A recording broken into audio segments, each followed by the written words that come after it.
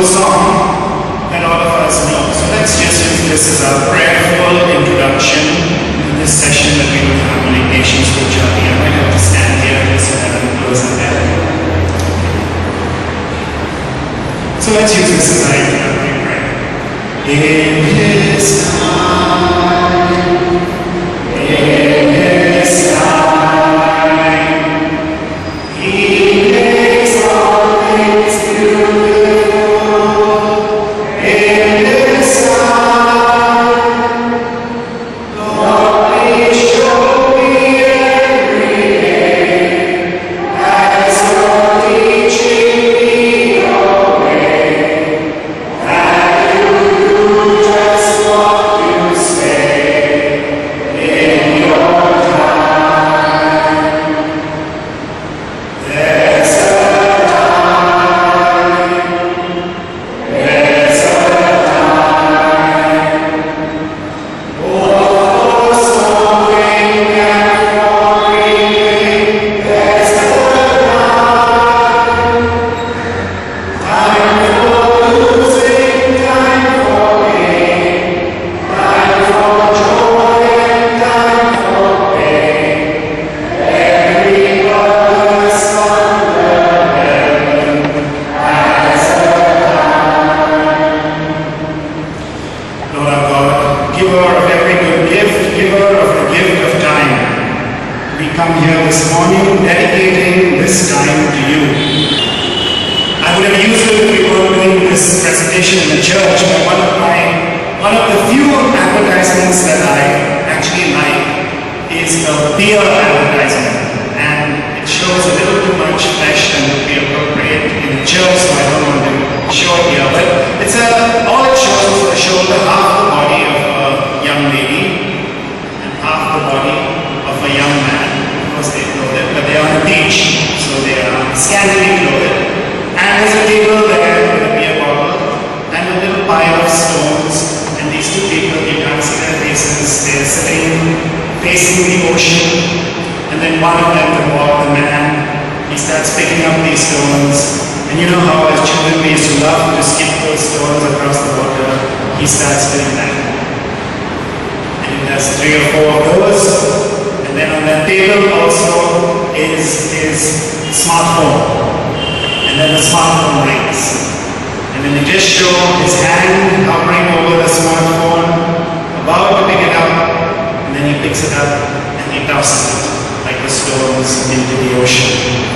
How nice if we could do something like that. How nice if our life would be so simple that we could take everything that occupies us and just toss it across the ocean like that it was a skipping stone. But our lives are not like that. Our lives are much more along the lines of this poem that I want to introduce you to. Let's see if you can just press the first one. This is a poet, a British poet. She was Jewish, Lebanese, never taught. She became Catholic later on in her life, and she gives us poetry that is so Ignatian in its perspective. I use it constantly on retreats, I use it for spiritual exercises. She just has a way of seeing the world. In all probability, she might have even done the exercises. Because sometimes I'm just so amazed at her insights and how they resonate with our Ignatian understanding of the world. And this is what she offers us. If just for once, the swing of cause and effect would come to rest. If casual events would halt, and the machine that supplies meaningless laughter ran down, and my bustling senses, taking a deep breath, fell silent, and left my attention free at last. Then my thought, single and wonderful, could take you into itself until it filled with you to the very brim, bounding the whole flood of your boundlessness. And at the timeless moment of possession, fleeting as a smile, surrender you and let you flow back into all creation. This poem is in 2 parts. And this first part is just an expression of how we would like to give ourselves to God more completely, but we are so surrounded by the of this world. But she also has a second part of this poem, and let's see if we can just hit the real best button.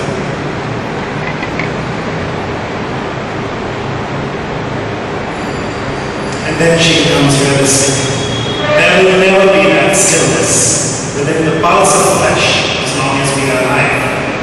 In the dust of being where we drudge, turning our hungry gaze this way and that. The wings of the morning brush through our blood as cloud shadows touch the land.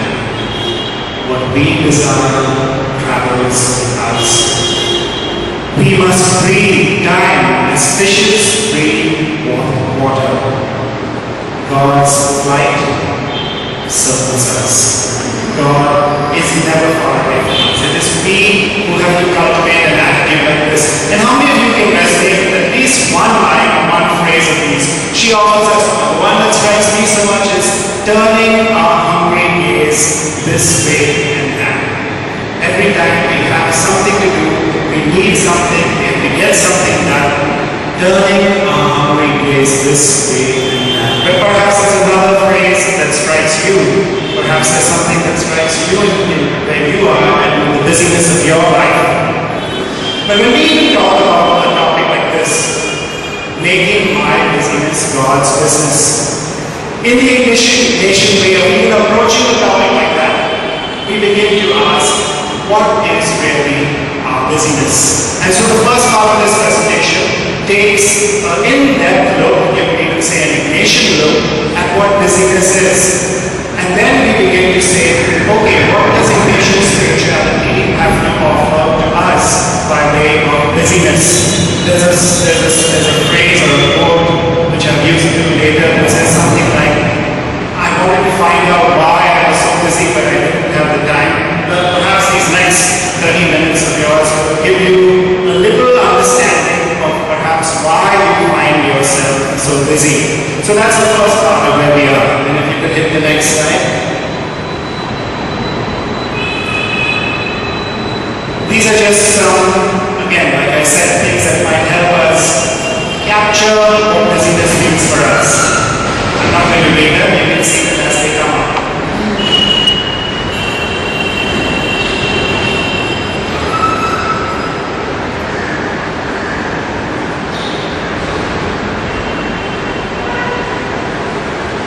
Can you read or should I read it for you?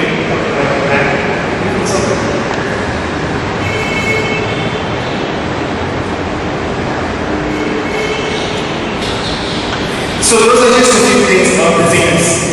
I don't have a slide that I was supposed to have, but let me talk about what keeps me so busy.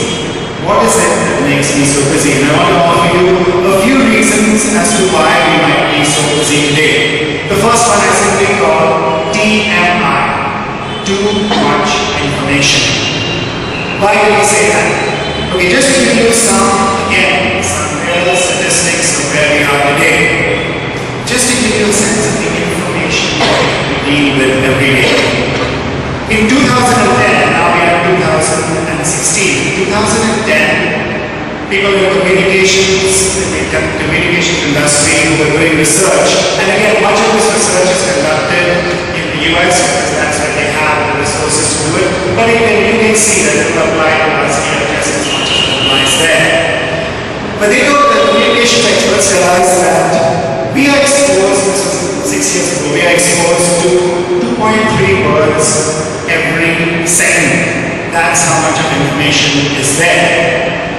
To give you another very eye-opening statistic, until the year 2000, from the beginning of history until the year 2000, if you took all the information gathered by the world, all the information ever put together, every movie, every book, every conversation that was recorded, everything that was really in information in digital form, all that information total 500 crore gigabytes.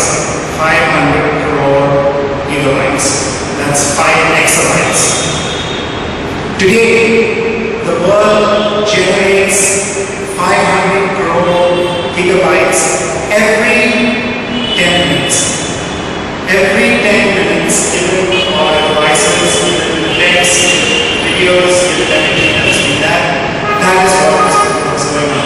Now here's what is even a little more scary. Scientists are saying, or communications people and people in the IT industry are saying that in the 2020s, so about 4 years from now we are in 2016, they already, as you know, we have 3G, now we have 4G, they're coming out with 5G, that is in the works right now, because they expect the amount of information generated to be 10 times more than what it is now in 4 years from now, in the 2020s. And so therefore they feel they have to come out with another level, 5G, which can download at the rate of 10 gigabytes per second, and which can have a response time of less than 1 millisecond and all that. That's the world that we are living in. You may say, okay, I'm not exposed to all that information, but really, are we not? Wherever we go, we have so much information, whether we like it or not, whether we use it or not, we're not digesting all of it. We are bombarded by information, and that certainly affects our lives and the state of busyness of our lives. So TMI is the first. The second is TMC, too much choice. Too much choice. Why does choice create problems? Again, let me give you just a few statistics here. And again, these statistics are taken from research done in the US. But you can see happening here. In 1976, the average supermarket stocked 9,000 products. 9,000 unique products. In 2013, the average supermarket stocked 40,000 products. That may be okay, but here's what research actually shows. The average person needs 80 to 85% of their grocery shopping needs among 150 products. Okay, 150 products cover 85 to 90% of your needs. Which means every time you go to shop in the supermarket in the US, you have to ignore 39,850 items to find that item that you want, or to get the item that you want. Now, thankfully, we are not yet in that position, but we are going in that direction. We can see the choice. We can see the choice in stores. We can see the choice online. And what happens when we have choices like this? It takes energy. It takes time to choose what you have. But then there's also a consequence. When I choose this, that means I am not choosing that. And economists call that the opportunity cost of making a choice. And often enough, that opportunity cost can lead to, again, I'm not saying this is major trauma or anything, but a small level of stress. I should have bought that, but I bought this. I'm etc. I should have bought this, I should have bought that. We're constantly wavering between choices that we make. A little tiny bit of energy being sunk each time that happens. And you take the whole total, and you take that with the information that we have. What do we have? Busyness once again. The third factor that I say has to do with our busyness is our need for speed. Our need for speed. We need to get things done quickly. When we start using computers, for those of us who use that, we would wait patiently for 5 minutes for that computer to boot up. Now, if your cell phone takes more than 20 seconds or your computer, you just want to do something else, you're fidgety. Research again shows some very startling things. The ability to satisfy desires instantly breeds impatience, fueled by the nagging sense that one could be doing so much more. People who visit websites less often if they are more than 250 milliseconds slower than a close competitor, according to research from Google. This is information from The Economist, which is a very reliable magazine that does its homework and its research very well. People will not use a website if it's 250 milliseconds. We can't even imagine what we're talking about at that scale. But that's our need for speed. Look at us here. When we want to take a train, and we have a slow train, and we have a mega block like we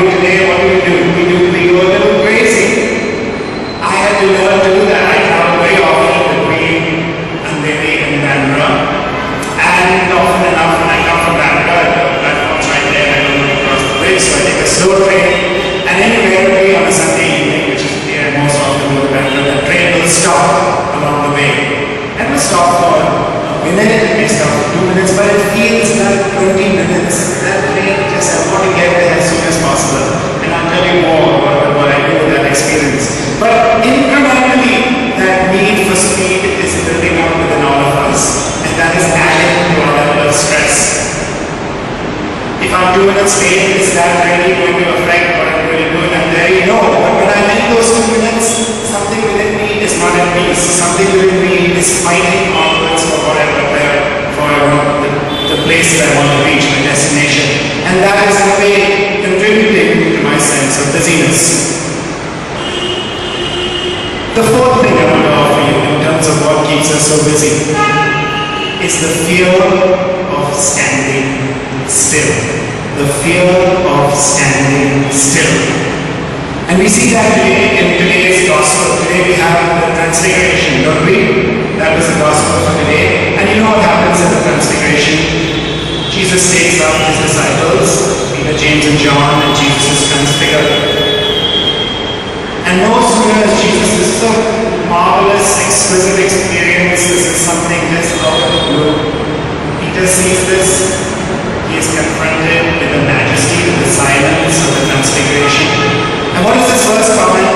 Let us build 3 tents here. Let us do something. We cannot just simply be here and watch this. Let's get something done. I cannot bear to stand still. I cannot bear to meditate on what this means because it might make me uncomfortable. What's the problem with standing still? Again, there's great research done on this. And one of the experiments, they did an experiment with about 700 people. This was in Toronto. With about 700 people, they made them wait in certain ways, or they made them stay still for a while.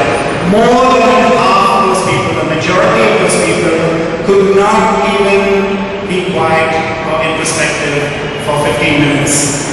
They even had something like a mild shocking device, which no one in their right mind would do. But when these people were confined and they had to pay for that, they were even experimenting by shocking themselves with that just to get some kind of stimulation. That's what standing still can be. But what is it that happens when we stand still? Often enough, what happens is that we tend to dwell on the problems of our life.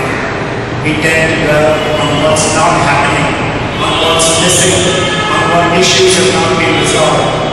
And therefore standing still becomes more difficult, and therefore we are ready to do just about anything to fill in that gap because we don't want to stand still.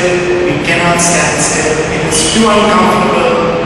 It brings up memories, it brings up things that are not resolved, it brings up all the negative things and we don't want to deal with them. So the fear of standing still is something that we should all be aware of. That's something that might be happening within us.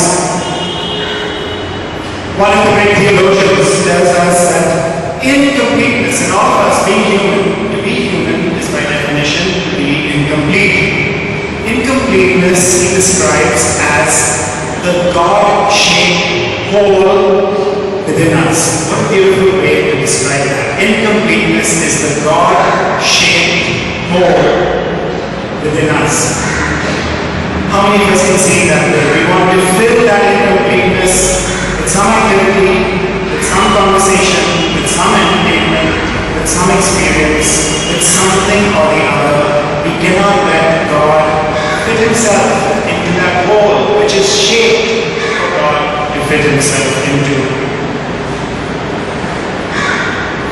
And the last thing I want to say is that one of the reasons why we are so busy is the fear of being left behind or the fear of being left out. And here is a description of life. Again, it's not a real description, it's a caricature of an impression of life, but it might provide you with some relevance in terms of how you frame your life. Life is leaving the house for work in the morning, dressed in clothes that you bought on a credit card, driving through traffic in a car that you are still paying for, putting in fuel that you cannot afford in order to get to the job that you hate, but being so happy so that you can pay for the clothes, the car, the fuel, and that the house you leave empty the whole day in order to live in it. Now I said that's a caricature. But to some degree, all of us have experiences, frustrations of life. That is why we are so busy. Now those are some reasons, but then the biggest reason is life itself. I'm not saying that all of us have all these reasons, but life itself throws out so many things that require our attention. Demographically, the busiest people are mothers looking after children. That is, research shows that if you take into consideration activity and time, they are by far much busier than any kind of executive and anyone who has multiple jobs. Mothers taking care of children and mothers who are working and taking care of children absolutely are right off their job. They are the single busiest people. There are busy people, and yet when you look at it, who are the people who talk most about busyness? Are they the people who are holding 3 or 4 jobs? Are they the people who are spending hours commuting? Often enough now it's executives, it's people who are in relatively stable occupations. They are the ones who are talking about busyness, but that doesn't mean that the rest of us are not busy. We all have busy lives, and today's presentation is to talk a little bit more about what that busyness can mean in terms of our spirituality and life. If we go on to the effects of busyness, we see what happens. We have stress. Stress is a great, great factor. What is stress? Here's a little saying. Tension is who you think you should be. Relaxation is who you are. What does that say? Stress comes about when we cannot be the way we are meant to be. Stress comes about when we are conforming ourselves to a model that is not natural to us, that is not in keeping with our deepest desires, that is not in keeping with our God-given desires. We are out of sync with what God has in store for us, and that out of syncness can be caused stress. That's one way of looking at stress. Again, here they have done research, and they have actually tried again. You can't measure these things accurately, but they have tried things like, so you get a group of people and you talk about their hourly wage, and then you give them situations that call upon their compassion and empathy, and you measure that against people who have no talk of money, and you see the difference in the measurements. The people who had a discussion about hourly wage express much less compassion and empathy for a hypothetical situation than people who are not exposed to that. That is one suggestion, that this leads to a lack of compassion and empathy. And the person who sees this best is our Holy Father. And following this slide, where he talks about the globalization of indifference.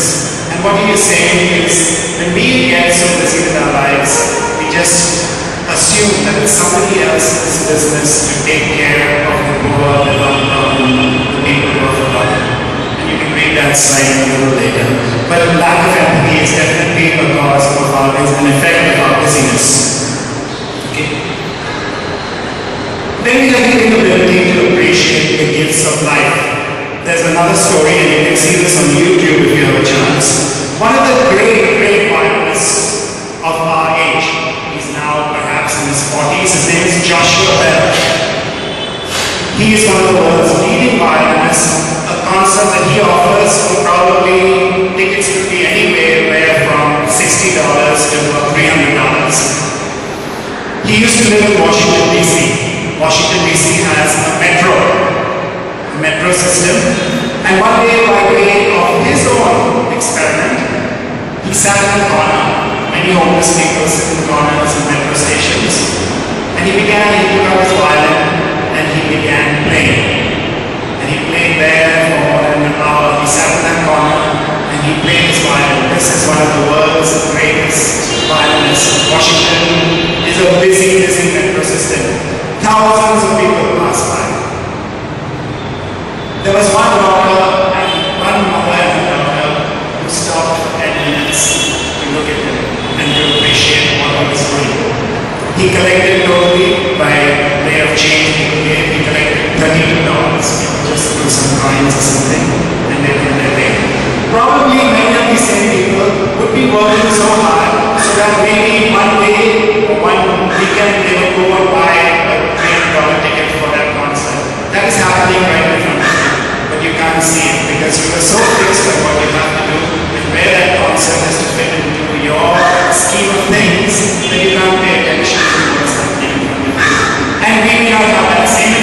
but we have other experiences of not noticing the beauty that is in front of us because we are so fixated on what we have to do next or where we have to go next. The last next two. Again, this is a big sounding word, but it simply means Christian anthropology simply means the Christian understanding of what it is to be human. The Christian understanding of what it is to be human. And why do we say that busyness warps, distorts our understanding of what it means to be human? I think we should go back to the baptism of Jesus to get a sense of that. The baptism of Jesus is the first thing that happens in the public life of Jesus. We know next to nothing that has happened all along. Jesus has lived for 30 years in Nazareth, in Galilee. He has done the simple things that he had to do, working in the carpenter's shop, associating with the community there, praying in the synagogue, praying with his family. We don't have any record of anything extraordinary, anything special. We don't even record of what he did. For all we know, he could have spent those 30 years sitting by the lake of Galilee throwing stones. That's possible. And yet at the baptism, what happens? The Holy Spirit comes down upon Jesus, and the Father's voice is heard saying, "You are my beloved Son, in whom I am well pleased." What is so astonishing about that? By our standards, when we measure ourselves by achievements, one of the first questions we should ask is, what did Jesus do to deserve that from the Father? We have no record. He hasn't said a word. He hasn't done a single miracle. He hasn't taught anything. He hasn't healed anyone. He hasn't done anything. Why is the Father saying these words to him now? That's a mentality that busy people will have. That's a mentality that says we have to do something in order to earn the Father's favor. There are no free rides. The Father is not going to look favorably on us because we haven't done anything. And that's what I mean by warped Christian anthropology. We become so used to seeing life and seeing our faith and seeing our relationship with God in how much I can measurably do and achieve or show the world how much I've done or achieved. We lose sight of that basic gift of God the Father. You are my beloved Son. Not because you did anything. You are my beloved Son because you are a part of me and you are part of who I am in my mission. And that is what God is telling each of us. That doesn't give us a license to make our babies. That doesn't give us a license to simply sit by the lake of Galilee and throw stones for 30 years of our life. But that gives us the license to say that God is not measuring us in terms of what we do and how much we accomplish. God is measuring us with the quality of what we do perhaps. Or God is measuring us with how we unite in our busyness and we make it His business. The next one I want to talk to you about, the effects of busyness, is simply what is known as this acronym. Hungry, angry, lonely, and tired. Hungry, angry, lonely, and tired. Psychologists see that when people have one or any one of these four things, they are much more prone to fall into some kind of addictive behavior. If you're hungry, if you're lonely, if you're angry, if you're tired, you are much more prone to fall into addiction. It can be a simple addiction like eating, it can be an addiction like shopping, it can be more serious addictions as well. But busyness leads to these things, it leads to being hungry because you're so fixated on work sometimes that you're not attending to other parts of your spirit, your creative spirit, your relational spirit, your emotional spirit. And so you end up being hungry for those things. You end up being angry because you are frustrated, there's never enough time, there are so many things to do, you're burning, you're carrying that anger with you constantly. Sometimes that anger finds out it's not an addiction. You can be lonely again because if you are so fixated on doing things, how much time are you devoting towards building relationships? And you may have many people around you, but you can't really talk to them at that deep level. You can't share what is deepest within your heart with them. Sometimes in your own family, sometimes in our religious community. that's what loneliness is. And of course, tired. And those four things are warning signs. So if you see any of those, halt and attend to them, because they will be signs leading to something that might be addictive in the future. Tired, yes. Let's see you the next time.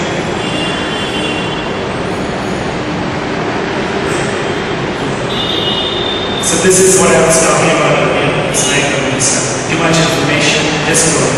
We discuss this.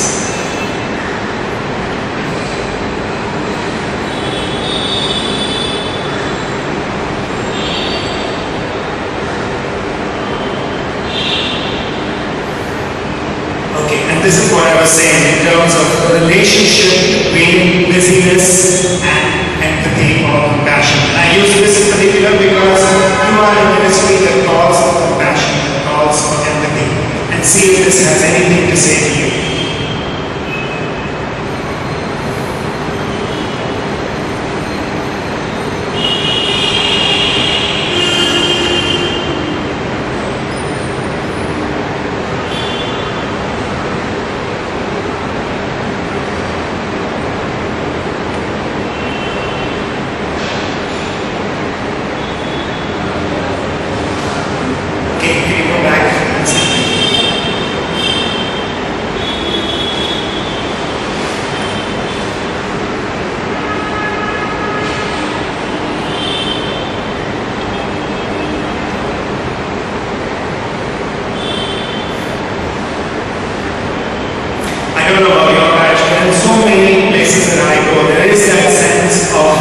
Yes, we want to do this, but I can't, therefore become someone else's responsibility. In the parish, our group would like to do this, but we can't, so let's give it to the other group. The other group has more time, or the other group has more resources, that group will have to do it. In those days, even with our good intentions, sometimes we are falling into mistake. Somebody else can do it because I can't, somebody else should do it because I can't. Okay, so is there an alternative? Frankly speaking, for many of us, no, we have to simply keep up with the demands of life. We have to do what has to be done. But a mother who's raising children and a job, she doesn't really have much choice. She cannot just say, no, this is just something that's imposed on me by the world. She is busy, and that's a fact of life. For many of us, that is a fact of life. So for some of us, no. For others, maybe. And again, I want to show you things that talk about why maybe. Okay, the first, again, this is from an article a few years ago talking about the busy trap that all of us can fall into. And two quotes from that article are the present hysteria. Why does he say hysteria? Because everybody you meet is saying how busy they are. Whenever you go, whenever you meet someone, whenever you want someone, the first thing they tell you is how busy they are. So he's calling it hysteria. The present hysteria is not a necessary or inevitable condition of life. It is something we have chosen, if only by our acquiescence to it. But meaning, if only by our toleration of it. Now this can mean different things to different people. So I ask you to consider what it might mean by you. What does it mean for you to say, it's not necessary, but by my toleration of it, I subscribe to it and I feed to this hysteria. And the second part says that busyness serves as an existential reassurance. Again, a big word, a philosophical word, but meaning simply that it gives meaning to my life. I am busy because the alternative is going to get me in touch with that God hole within me.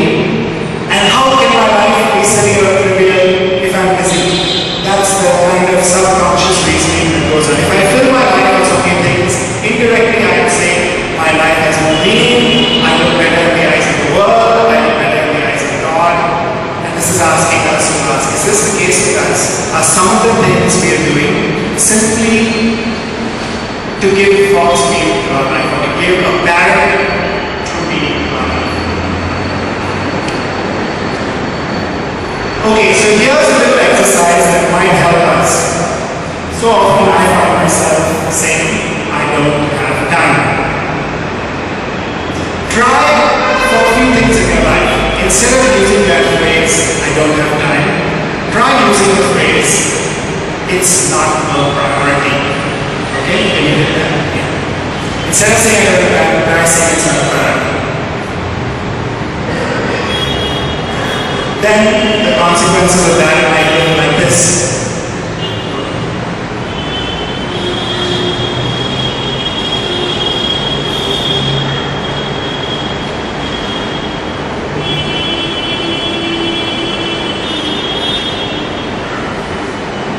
And this can be a very sobering way of evaluating for ourselves. What do I really not have time for? And what is not really a priority for me? Because when I say I want to pray and I say I don't have time, and if I change that phrase to it's not a priority to pray, it hits me in a different way. Suddenly I have to sit up and take notice and say, oh really? I don't have time to pray. Let me see what that means. Or than anything else, you have your own demands of life, but you can take 3 of them and ask, what if I were to change this way of talking to myself, saying I don't have time, to it's not a priority? What would change? And we're going to do a little example in a few minutes, maybe the next slide, that will help us spend a little reflective time on this. Okay, here's another thing about another great spiritual writer, Thomas Merton, what he tells us about how we might slow down our lives.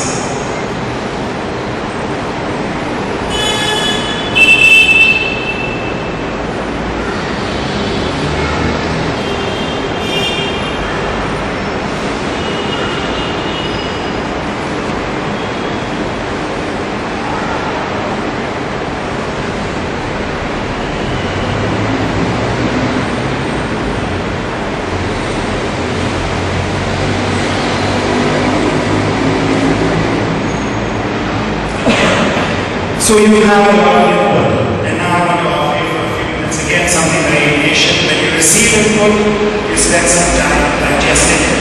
And so the next, say, 10 minutes or less, I want to offer you these points for you to sit with in this beautiful church, in the presence of God.